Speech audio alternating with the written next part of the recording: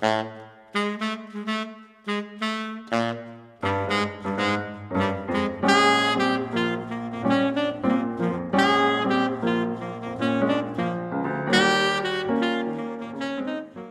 Sharel, so nice to meet you. Hi, thank you. Nice to meet you too. Thank you. So I'm really excited to have you on the podcast. You've accomplished so much in such a short amount of time. And if you could do us a favor, give us a little bit about your background so that those folks that don't know of you yet will have a great idea of who you are. Okay, well, I started playing the piano at 6, and then I begged for a saxophone at 9 because I saw my dad playing with a saxophone player. He was a pianist. And so I got my first saxophone at 9, started playing classical music, and played all through my teen and early 20 years. Was very serious about it, but I started playing jazz at about age 14. I was inspired by Charlie Parker and Cannonball and Miles and Count Basie, mainly those four at first, and I fell in love with the music. Wow, who turned you on? Who inspired you to start listening to jazz? Well, it was kind of a mix of circumstances. When I would go see my dad on visitation, he would, play albums for me: Charlie Parker, John Coltrane, Bill Evans, a lot of different artists, and I always loved hearing it. And then but I was predominantly a classical musician at that point. And then when I went to high school, they had a big band that was usually, the top big band in the state, and it was pretty serious. Wow. And I was inspired to audition for that big band. And so some of the older kids in the band gave me mixtapes and turned me on to a lot more music. And that's when I really became fully immersed. Wow. Now, in that big band, were you on piano or saxophone? Saxophone. Oh, okay. Because I mean, and the the listeners are gonna understand that you're equally proficient in both, which is really, I think, a Mm-hmm. huge advantage. I think, right. And actually, let me have you expand upon that for a little bit. Have you found, and how much so, has your piano skills helped your jazz playing? Oh, immensely. They help me understand harmony, and I compose at the piano most of the time. I'd say 90% of the time I'm composing at the piano or writing arrangements. Piano, is the key to unlocking most instruments, I find, whether it's clarinets or flutes or even trumpet or any instrument. Piano is pretty much the key. I want to go off on a tangent for a second. So you're talking about arranging and composition. When did you start pursuing those areas? I started composing when I was pretty young, and I didn't realize what I was doing. I would say 11 or 12. Okay. I started writing music that I thought sounded like music I had heard in movies, Okay. Disney movies and such. And I kept a little notebook of those. It was something I always liked to do. And it wasn't until I got into college that it was something that I was told to do. But it's good that I always kind of heard melodies. It usually starts with hearing a melody, and then, I'll sit down at the piano and add a bass line and think of a groove, and, maybe find out what meter the song is in, or maybe it's mixed meters, or, it could be anything. But that's when I go into I call it the lab, and kind of flesh things out and make it into something. That's interesting, because I was just about to ask you read my mind. I was going to ask you, how do you approach your songwriting process? So I was thinking, all right, she plays piano. Maybe she approaches it by playing, chords and harmonies first. But no, you just pretty much answered that, right? Melodies first? The melody, and then I think of all the possible chords that can go with it. But really, it's going to be what I'm hearing. So I just really try to decide what it is that I'm hearing, so that it's more organic. It's not a formula or something like that. Now, let me ask, because, we're instrumentalists and stuff. Do you ever think about, when you're composing those melodies, you ever think about words that go with those melodies, or is it just basically instrumental? Oh, most of the time. Most of the songs I've written, I have some semblance of what the words would be. And there are a couple of compositions. I think I have 3 of them that actually do have words. And I've had a vocalist sing them, at different times. And that's nice. But yeah, if the words come, they just come with it. It's not like I sit down and with my word rhymer and go, okay, what rhymes with moon? If the words come with it, it comes with it lyrically as I'm writing it. And okay, so you started composing, like experimenting ages 11 and 12 and stuff like that. And then in college, which I know you graduated from Juilliard. Was that your undergrad or was that your master's? That was my master's, So where did you go for undergrad? the new school. Well, first I started out, I did 2 years at University of Central Oklahoma because I grew up in Oklahoma, and they had offered me a full scholarship, and I felt that I had a lot to get together before New York. And so I went there for 2 years, and then I moved to Boston first. And to keep a long story short, I was enrolled at NEC, and because of parents' taxes situation, I ended up not having the scholarship I had. So I moved to New York and enrolled the year later at the new school. Awesome. Now, And let me just ask you one question though. With Oklahoma, so you felt like you weren't ready for New York. What do you mean by that? well, I felt like I didn't know enough songs. I didn't have enough language. I wanted to play better time. Just from my classical training, I had a lot of technique, a lot of command of the instrument. But I was relatively new to jazz. I'd only been playing jazz a few years.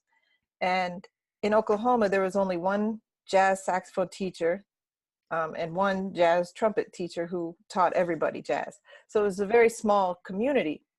Okay. And so I felt that there was a lot that I needed to digest before I went to New York. And even when I went to New York, there was immediately I found out there was still a lot that I had to accomplish before, I could do the things I wanted to do. Let me ask you something. This is very interesting. Because you're so strongly, classically trained, what what was it like, going from classical to jazz? Because, for some folks, it's a hard transition to make.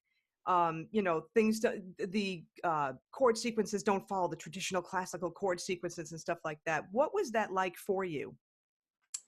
That was difficult for many years. I mean, you really have to listen to jazz a lot. I spent my first few years just listening to jazz nonstop and singing along with artists, with their solos and heads and melodies and everything, just singing along because um, you're you're approaching the music from a different perspective. With classical, you're reading the music in front of you and you're executing in the most musical way you can. But in jazz, the music is not in front of you, it's in the air, and it's chord changes and you're deciding what to play over the chord changes. And in that you have to play rhythmically and swing, and everything's on your shoulders.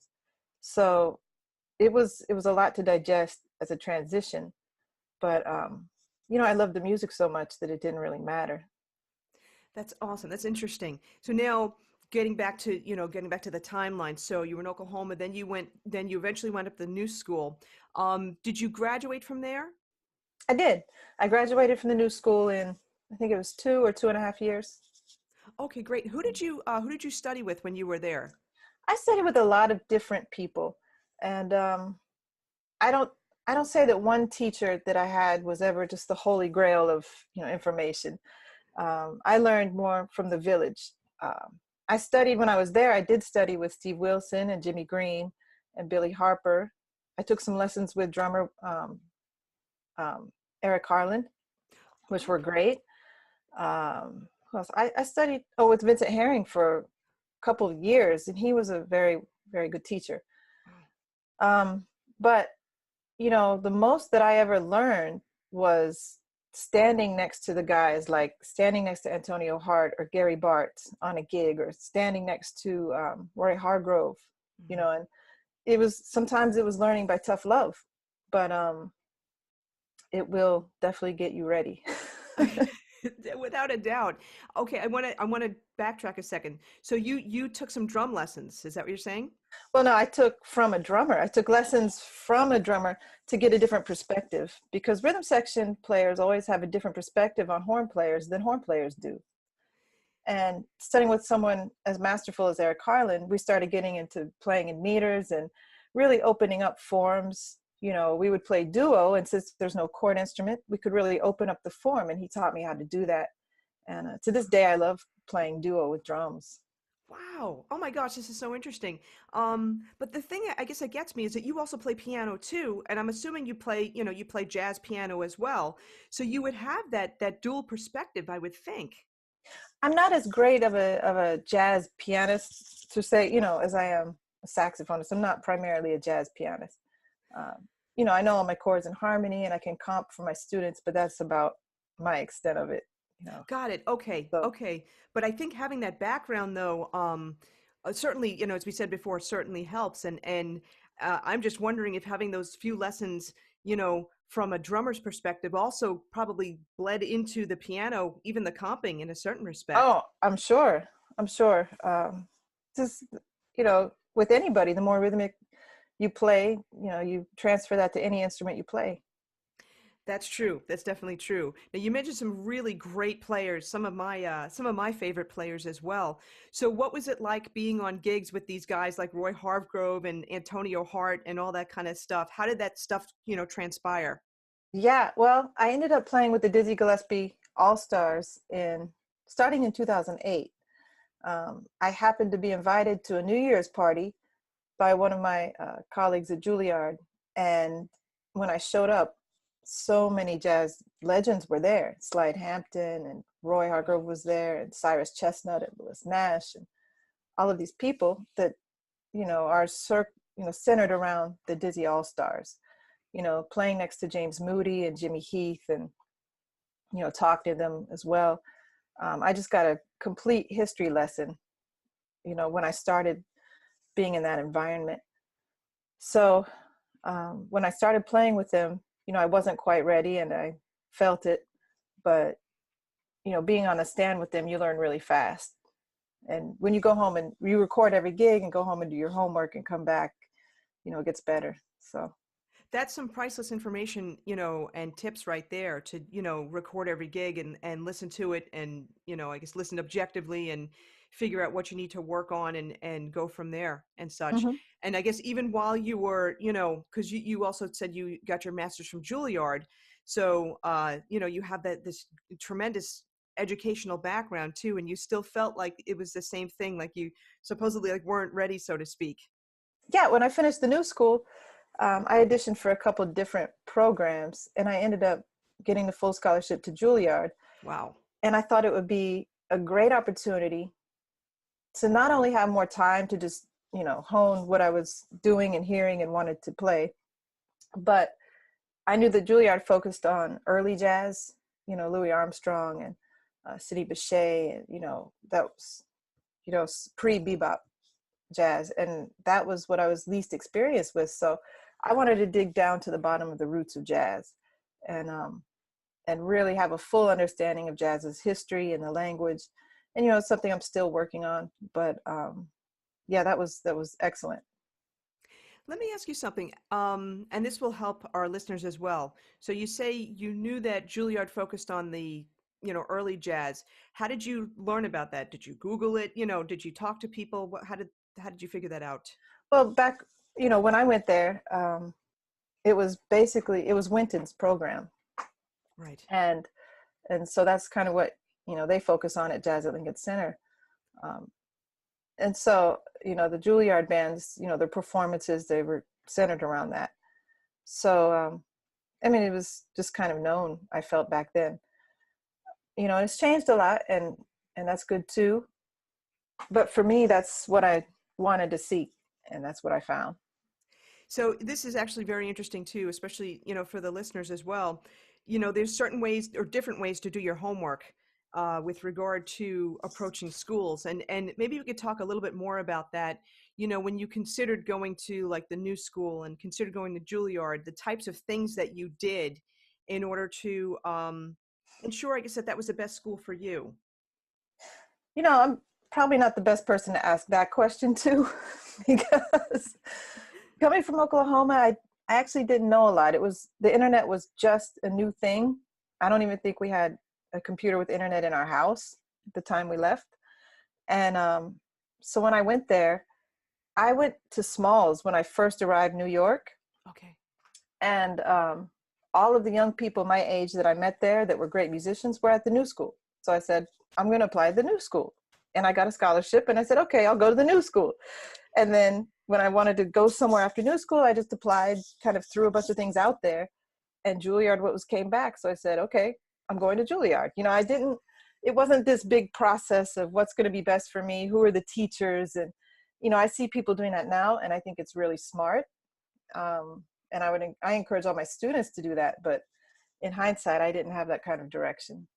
Okay, that's interesting. And I know that you also have a teaching background as well. So let's get a little bit into that just for a second. So, you said you encourage your students to do that kind of research. What kind of things do you tell your students to do when they're getting ready to go to college? Because a bunch of your students have gotten scholarships to great colleges. Hmm. The first thing is I ask them what they want to do and who they want to be like. I have them list 5 people that they see doing what they want to do. And then I have them investigate their life, because most of the time you find out that those people aren't making the base of their income just through playing music. It's not that kind of scene anymore. So, and if people are, it's for a certain amount of time, and then they do something else that actually makes them more money. So from a logistics standpoint, I try to encourage them to look at that logically, because a lot of people like me, I went to school, I wanted to play music, and that's what I set out to do. I was going to play music, and I didn't really think past that too far. I was going to be great on my instrument and play music, and that was that. And it's a lot deeper than that. There's, the scene isn't what it used to be, for one, but also that keeps your life in a very small bubble. You want to be able to have a house and a family, and you might not think you want that, but when, give it 20 years and, you'll notice everybody else you graduated with is doing that. And the scene doesn't leave. It might change a little, but the jazz scene will always be there. Playing will always be there. So I encourage them to find what their heroes are doing, and decide where they're going to fit in and what they're going to do, and then decide, who they want to study with and what kind of program they want to go to. If they want to go to one school, but it won't let them double major in education, and they want to teach, that may not be the best school. Right. So basically, yes, you're giving them the foundation and giving them the guidance for the research. Do you feel, I guess, looking back in retrospect, do you feel that, I guess in a sense, you wish you had someone saying that to you when you were going to go into music? Oh yeah. Yeah. I wish I had a lot of direction. That's one thing I didn't really get as a young player. So. And do you feel that, with the schools that, with the school you're involved with, of course, tell us again where you're teaching? I teach, now I'm based near Chicago. So I teach at a community college by my house called Elgin Community College.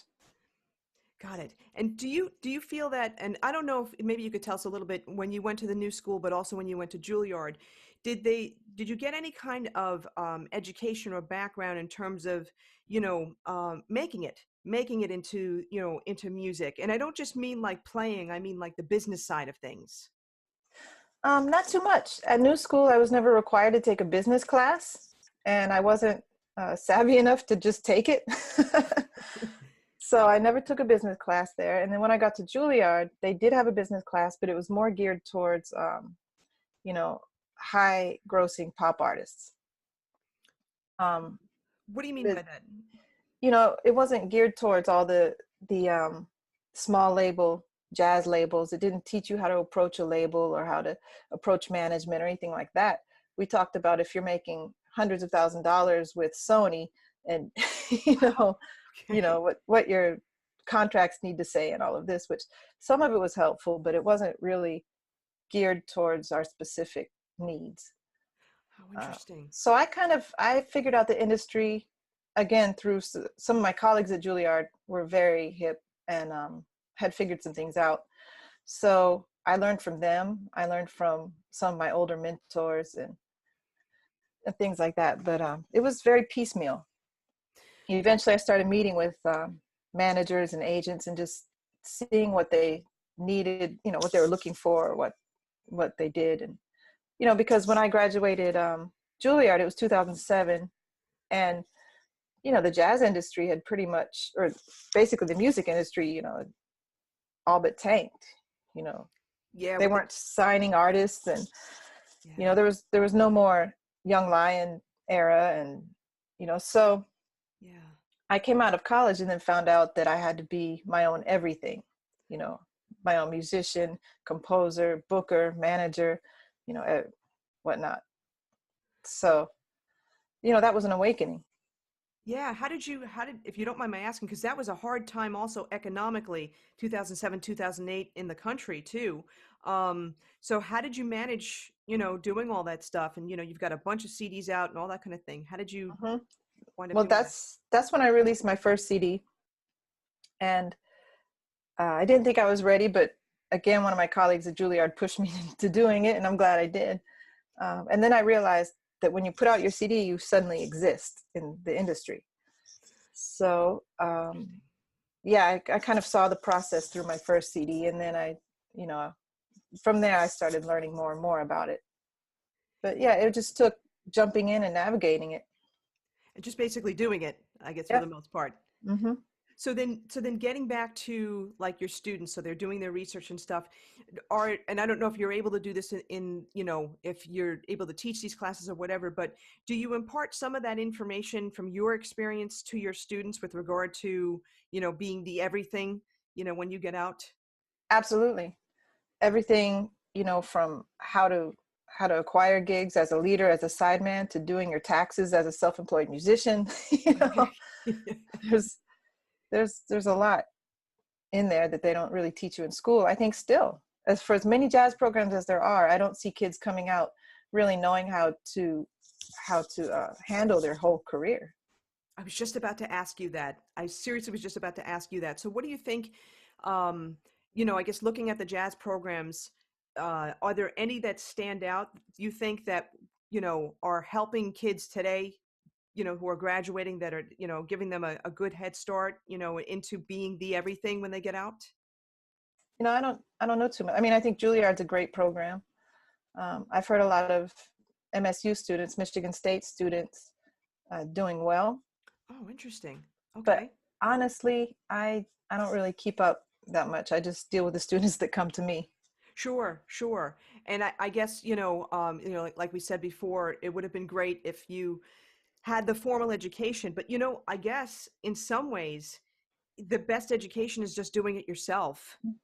Well, you know what? Actually, now that I think about it, Berkeley does a great job. I'd have to say Berkeley is the best at that, at preparing the students for the industry, and making a living. You know, I see a lot of students coming out of Berkeley, and they're able to do well. That is true, actually. Yeah, and there were that was the first institution actually of like online learning and stuff. Do you feel, I guess, with your students today, they're doing their research and stuff, what kind of options do you feel are available for, I don't even want to say younger folks, because there's a lot of people that are coming into playing jazz at much later stages in their life or whatever, and, they may want to make a go of it. So, what kind of advice do you have for those folks in terms of, you know, uh, making a living, so to speak? What kind of options are available? Well, it's really a tough question because it depends the level, you know, and everyone's at a different level. Everyone starts at a different place. Um, but for me, it comes down to just being the best musician you can be first. Uh, then, you know, if you put yourself out there, if you go out to gigs, or if you put a CD out and promote it, you know, things will come, you know, if you're a good musician first. Right. So that's what it boils down to. It's really about the musicianship and all that kind of stuff. It's still at the core of it is still about musicianship, I believe. Okay, awesome. Let me ask you this question, getting back also with the teaching and stuff. What kind of like exercises, what kind of books do you have your students studying out of, if any kind of books, or is it just really based on, studying particular people? Well, I teach a lot of both classical and jazz. So all of my students across the board, I have them work out of the Larry Teal workbook for fundamentals, specifically the page of descending scales, quarter notes at 60.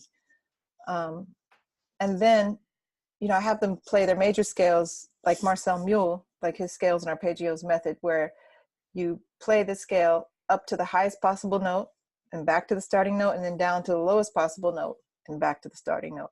Okay. And then I have them all play various finger exercises or etudes for technique, because I think those things are universal, just playing the saxophone. Got it. And actually that's great for people to hear too, because a lot of folks think that, you know, if they're playing jazz, they don't have to even look at classical music or even read music. What do you think about that? Not true. I can tell you in 2 seconds if somebody knows those fundamentals or not.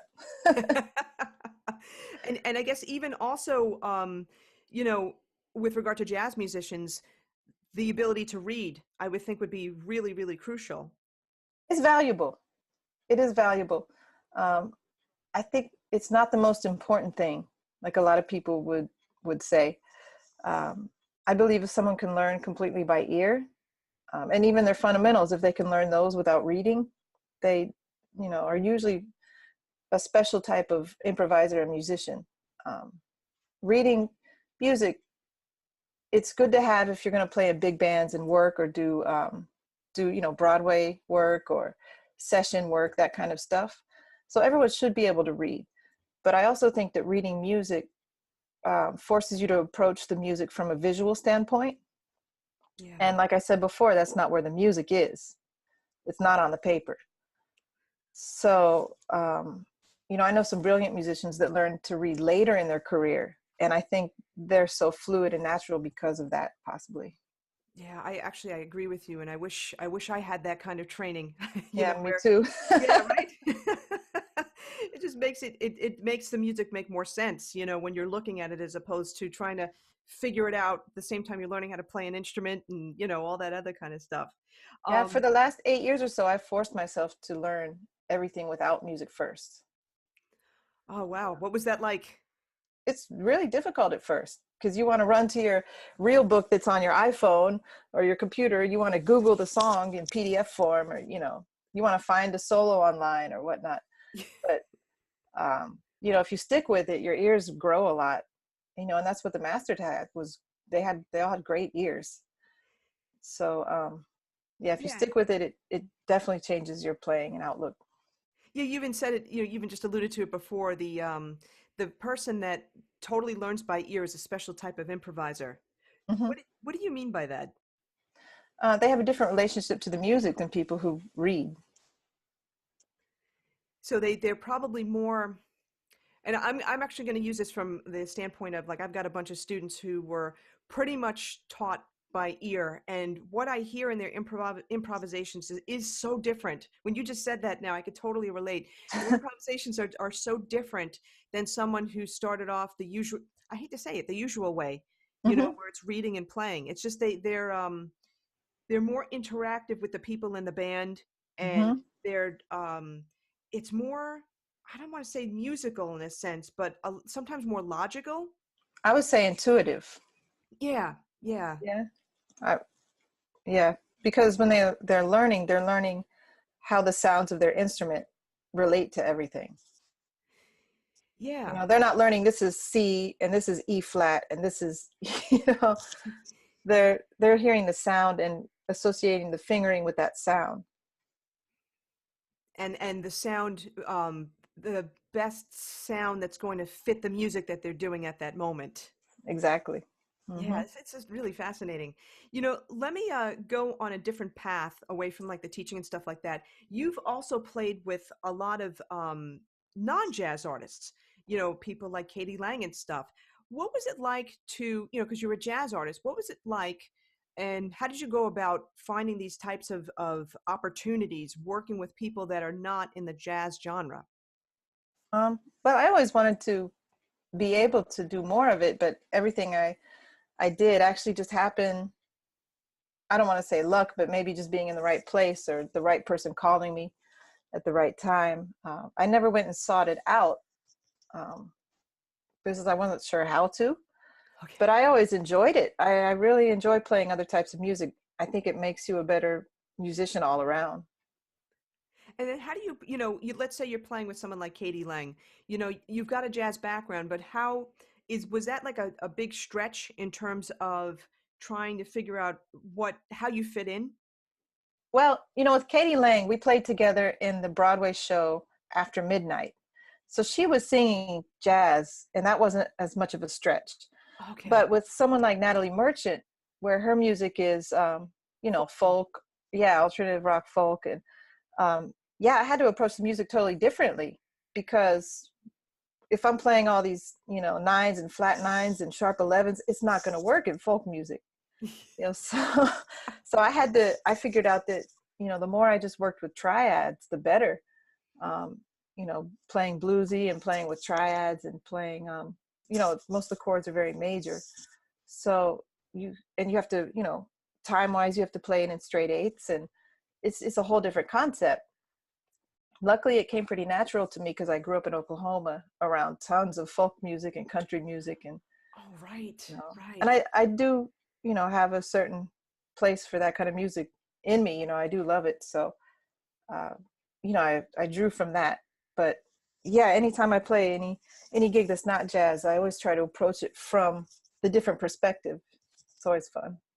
That's a really terrific point, because I think for a lot of folks who are studying jazz and all that kind of thing, and then they do gigs on the weekend, cover gigs and stuff like that, and the cover gigs are usually popular rock tunes or popular pop tunes, but the thing that you find is that what you're essentially saying is you have to approach it from that perspective, not from a jazz Mhm. perspective where you're going to be playing endless amount sheets of sound, Coltrane sheets of sound. Right.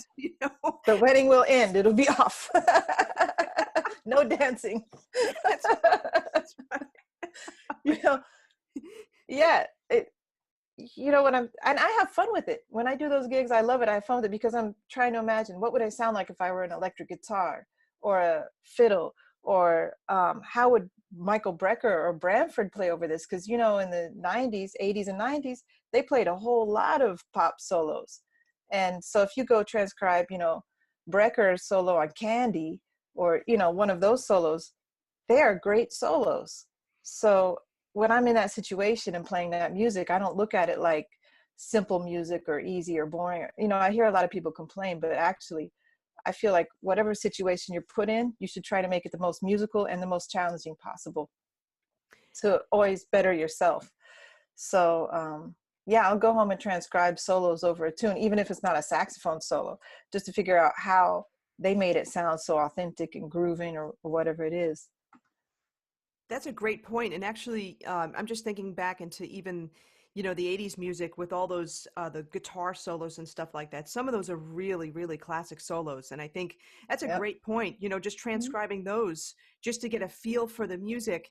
I was going to ask, did you feel limited by, just playing major chords and major triads? But actually, you kind of answered that in a sense that, in a sense, it's challenging It's to. hard not to play jazz. Once you play jazz, it's really hard not to play jazz.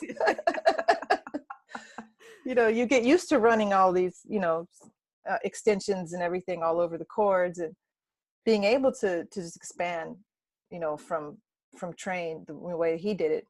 So when you get put in a situation where you can't do that, it is actually challenging. And I think a lot of people can't do it and say that they don't want to do it, or it's beneath them. But actually, I think it's opposite. Yeah, because it's definitely different, and it's and I hate to use the word limiting, but it's not that it's limiting. It's just that it's a different genre, and it's, as we were joking around before. If you start going outside that genre, like if you're playing, like a '50s rock tune, well, you're not going to play you're not going to play bebop, with some sharp forward, and all that kind of stuff thing going on there. So yeah, in a sense, it is kind of challenging. And I wonder too, I guess with your students too, um you know going into when they're going to graduate and stuff like that, do you give them any advice or strategies for, because they do have to make a living, so they're going to wind up playing in some cover bands or other types of situations, so how do you talk to them? I just tell them to be open to everything, and do everything the best they can. Um, to me, that's a lot of the music anyway, is being open to learning. Because once people stop wanting to learn, that's when they start being stagnant as a musician. That's true. And I guess, playing like the same solos or types of solos or types of music can be, yeah, can put you in a rut pretty Yeah. quickly. Even if you're just only into Charlie Parker, at some point, you're not going to grow if you only do that. That is true. That is true. Now, I'm going to backtrack a little bit. You said that there wasn't really anybody that stood out, but I just wanted to ask, though, was there one particular influential teacher for you? I mean, you mentioned Vincent Herring, but was there one? Yeah. No, there was a lot of great teachers. At Juilliard, I studied with Victor Goines. He was great. I've had lessons with Eric Alexander and Dick Oates, Wow. Joel Fromm and Jaleel Shaw. And, I've learned from a multitude of people, but I never had one teacher that was just, told me everything and was the answer to everything. Yeah, yeah. And I've built, my practice regime and my concepts and everything off of bits and pieces that I've learned from each of these people. Let's actually talk about your practice regime. So, what is that like for you now compared to, your days in college? My days in college, I was putting in 4 to 6 hours a day minimum. Yeah. And then playing, on top of that, playing in ensembles and such. So, in those days, I would do hours of long tones, overtones, scales, just all kinds of technical exercises, 10ths, 11ths, 12ths, just anything I could find like that. And then, so that would take at least an hour of time. And then I would do a lot of transcribing. I would transcribe many, many solos and try to sound like certain artists. Like I went through a Sonny Stitt phase while I was in college, and then Cannonball phase, a Kenny Garrett phase. And before college, I was in a big Bird phase. I went through a 50s train phase, and I've never been great at imitating, but I also believe that learning is in the trying. So, I stick with someone a while and do my best and then move on. What can you tell us about your transcribing process? How does that work for you? Well, I usually transcribe, depends on the solo. If it's an easy solo, I can learn a large amount in one day. If it's simple, if it's not so simple, I might just get 4 bars one day, of 16th notes or something. But whatever I get, I try to play it and memorize it while I'm learning it. And then whatever I transcribe that I like, I just try to apply it over different sets of changes and in different keys. And I try to find out how I like to play that phrase and what it means. So You could are just, you, oh, I'm sorry, go ahead. you can play a phrase and it can fit, but if it doesn't mean anything to you, then it's really not going to carry any weight when you play it. Wow, So, that's a great statement. Oh my gosh, that really is. No, that really is. And I was going to ask you, and I'm sorry to interrupt. Do you probably did transcribe whole solos, but did you always transcribe whole solos, or did you do parts of solos, stuff that you liked? I'm a bit neurotic, so I still transcribe whole solos. Wow. There's certain times that I've gotten a piece here or there and been okay with it. But generally, I like to get at least 4 or 5 choruses of a solo and play along. And I know it's probably not the most efficient way, but I like keeping my notebook and I like having a record of everything. And I go through and I highlight things that I like. So, I mean, for me, it's probably not for everybody, but I like transcribing the solos. Okay, that's what I was going to ask you too. So with your process, when it sounds like you do write it down, when do you write it down? Is it after you've learned the entire solo, or do you like really learn, 4 measures and then write it down? I write it down after I can totally play it at any time. Got it. Got it. When I'm really comfortable with it. And writing it down is kind of a drag at that point, That is because it's true. easy to learn the solo and then just kind of move on. But Yeah. I found that I have all of these notebooks. Actually, I have a stack here that I pulled out because I was looking for something. But all of these are notebooks of transcriptions. This Oh, is a wow. few. I have 2 shelves of these. Oh my God. And I like writing them down so I can go back because I used to know that solo, but I can't really remember it now. And there's this thing I really liked in the solo. And so I can go look at what I've written down, find it and say, oh, okay, yeah, now. And then it comes right back to you because Yes, you've yes. internalized it. Oh, right, this is what it was. And sometimes when I do that, I find new things that I missed before, because as you transcribe, you learn. And then, when you go back, you'll see different things than you saw the first time. And do you find, I know writing can be a drag, I get it. Do you find that writing it down has helped in terms of, like rhythmic placement and all that kind of thing? No, I No, don't. interesting. No, rhythmic comes from learning and hearing and feeling the time and the rhythm. Writing it for me, or seeing the rhythms as they are. I mean, it helps with dictation. It helps maybe sight reading rhythms if you're reading, but it doesn't help in improvising rhythms. Awesome. That's so interesting. Now let me ask you this question. What I'm going to assume that you have your students transcribe solos. So let's say new student coming into you, regardless of the age, but not as much experience. What are some of the first solos you feel that they should transcribe? Um, it depends on their level, but some starting solos, I have them sometimes transcribe Miles Davis on So What, Right. or some of them I have start on Charlie Parker's Billy's Bounce or Now's the Time solos. They're very similar. Or Lou Donaldson's solo on Split Kick, which is actually There Will Never Be Another You. Sometimes, learning bits and pieces of what Freddie Hubbard plays on songs like Little Sunflower, or, with beginning students, I do like them just to get nuggets of things. Sometimes even using a phrase in the melody can start to develop your jazz language. So, I'm trying to get across to them what language is and how to use it, and what you can do with even a 4-note phrase. You can do a lot with just 4 notes. So, but as they get more advanced, I have them transcribe more advanced solos. And then we pull I call them diamonds, little pieces out that resonate with them. Because a lot of times what resonates with them isn't what would have resonated with me. Okay. So I have them tell me what they like about the solo, or what parts, they like the most. And then we work with that. And so, that's really interesting, and I would actually approach it the same way. Have you ever felt the need to have them explore solos historically? Like when you went to Juilliard, the emphasis was on early Mm-hmm. jazz. Have you also done the same thing with your students too? Not the young ones. The young ones, I usually try to draw to them what they like. Whatever inspires them, that's what I say to practice. And I've had some people come to me with smooth jazz or pop songs or anything from that to Creedence Clearwater, because they really aren't into jazz, Yeah, but yeah. they play the saxophone.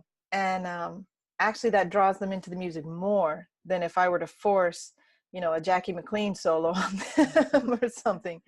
If they don't like jazz, they don't like jazz, and I'm not going to force that. And if they're into jazz and just want to know more about it, then I kind of gradually find out what they like and move towards that. Because everybody comes to it different ways, and the deeper you dig, you'll get to everything. You'll get to everything, but you should start with what inspires you. That's such great advice too. And now let's talk about your practice routine now. Now that you're busy, making a living. Oh, my practice routine now. Yeah. I get up. To me, working out is really important. So I get up and I run about 4 miles, Wow. 5 days a week. And it takes about an hour. And then I start practicing. I eat breakfast and practice. And, I try to get 2 hours in a day. And then I also am studying classical flute. So, I spend another hour after that on classical flute. And I have a 1-year-old now, so I'm chasing after him, after that. So anytime I can get in his nap times, I'll compose or do things like that. But also as an independent musician, you have a long list of things that never get completely done, because you always have emails to answer, contracts to fill out and send, band members to hire, people to pay, gigs to set up for down the road. So it's a never-ending process. And in terms of like material that you work on in the practice room, like some people assume that, oh, once you've made it, you know, you don't really need to necessarily work on anything, but that couldn't be farther from the Are you truth. kidding? No. I know, right? I know it's really crazy, Yeah. but what kind of things, you know, what kind of things are you working on in the practice room now? It hasn't changed a lot. I'm working on just, it's at a different level. I'm working on things that I still don't feel comfortable with, or still maybe want to play more things over. Um, you know, Different harmonies, different harmonic concepts. Like now I've been transcribing Mulgrew Miller solos and trying to digest the harmony in those, um, and apply it to the saxophone. And, I was of the generation where I was already well on my way by the time, Chris Potter became really big. And so now I'm going and really checking out his stuff, and he's a pretty incredible player. Yeah. But yeah, just, I find things that inspire me, and I find out what it is, and I work on it and try to absorb it the best way I can. I'm still working on knowing more and more tunes. You can know hundreds of tunes and it's still not enough. So yeah, I'm trying to, know more tunes, even tunes that I know. Sometimes, they get foggy or I forget them. So I'll end up playing those and revisiting those. But I do work, like I said, I warm up, so I'll play like the chromatic scale up, and I work on the altissimo register first. Chromatic scale as high as I can. Right now it's a D. I can get to an E, but I generally just settle for a D every day. And then I work on my E's. And then I do some kind of technical, like right now I'm working out of the Rosher book. So working through all those permutations, and I play them as fast as I can play them before moving on. Okay. And then I start with a ballad. I always pick a ballad and I play through it slowly at a walking tempo, or I'll pick a fast tune and play it as a ballad. To me, that really gets your sound and your fingers and your mind in one place, really warmed up and feeling good. And then, and you're learning a ballad at the same time. Yeah. And then I'll delve into whatever else I'm thinking about at the time. If I have something to learn for a gig, I'll do that. If I'm working on a solo, I'll kind of take that further, see where I can go with it. And That's what I was going to ask you too, and also your own music. Okay, I want to talk about, you have a whole bunch of albums out and stuff like that. So when do you find the time to work on your own stuff? yeah, that's hard. And it usually comes up, oh, I have a gig and I'm going to play this music. Oh no. And yeah, so then there's that. You have to shed the tunes that you write. So I've started writing simpler tunes. I'm learning. I'm learning, because I used to think that people were impressed by bebop, or people were impressed by train changes or playing all of this stuff, or people are impressed by hard tunes. And to an extent, people like flashy things, or things that seem mystic, are hard to pull off. But at the end of the day, I'm learning people really love melody. They love groove. So if you can write something that moves someone and not kill yourself on the changes, then life is happier.